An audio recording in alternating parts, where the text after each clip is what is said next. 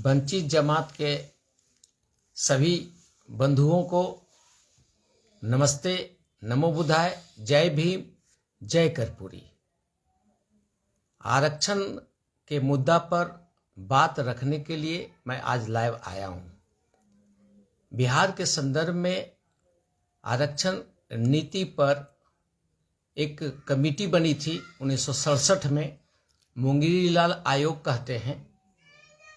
उसके अनुशंसा को जननायक कर्पूरी ठाकुर ने 1978 में लागू करने का हिम्मत जुटाया, जिसको हम आज कर्पूरी फार्मूले के नाम से जानते हैं। वो आरक्षण के तहत अति पिछड़े वर्गों को 12%, पिछड़े वर्गों को 8%, सवर्णों को 3%, पिछड़े महिलाओं को 3%, 26% लागू किया गया। इससे पहले काका कालेलकर आयोग बना था लेकिन लागू नहीं हुई थी।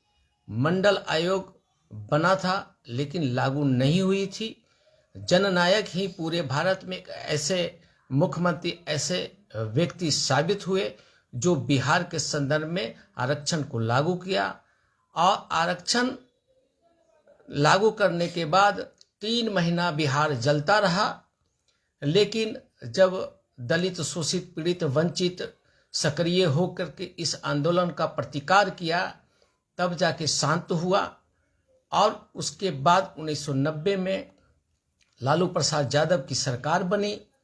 दुर्भाग्य से जननायक कर्पूरी ठाकुर के द्वारा जो अति पिछड़े वर्गों को आरक्षण दिया गया था, जिसमें उपेक्षित अत्यंत पिछड़ा वर्ग 78 जाति को शामिल किया गया था, लालू प्रसाद यादव ने पिछड़े वर्ग के दबंग जातियों को ला करके, खास करके मुस्लिम वर्ग से और हिंदू, तथाकथित हिंदू वर्ग से भी ला करके 78 जातियों की संख्या को बढ़ा के 90 कर दिया।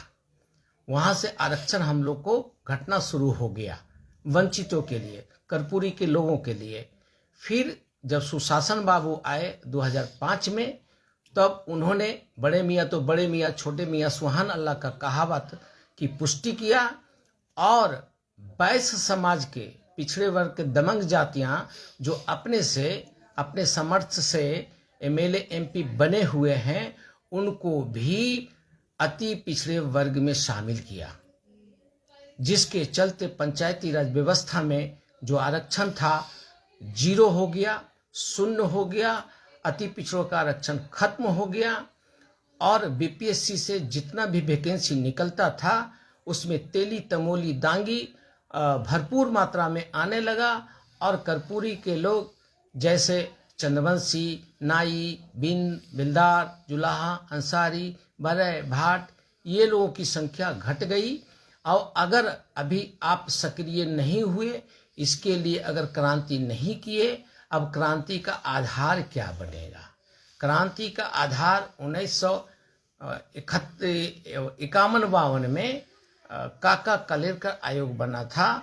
उसमें स्पष्ट है कि इन वर्गों को, माने अति पिछड़े वर्गों को क्लास 1 में कितना प्रतिशत, क्लास 2 में कितना प्रतिशत, क्लास 3 में कितना प्रतिशत, क्लास 4 में कितना प्रतिशत रिजर्वेशन होगा, उसका डेटा निश्चित तौर पे फुलफिल किया गया था।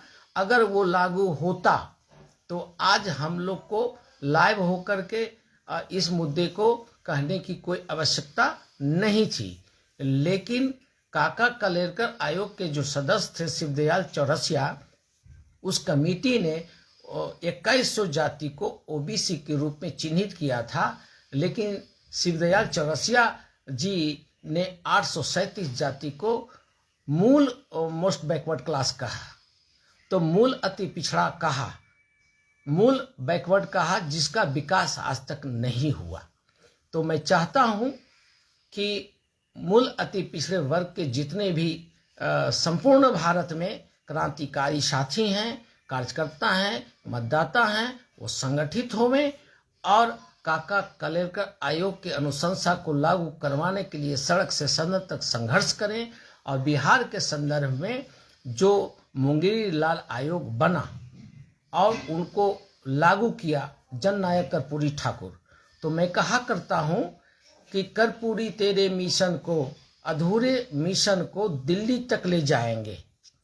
मतलब कि उनका अधूरा सपना कुछ रहा होगा।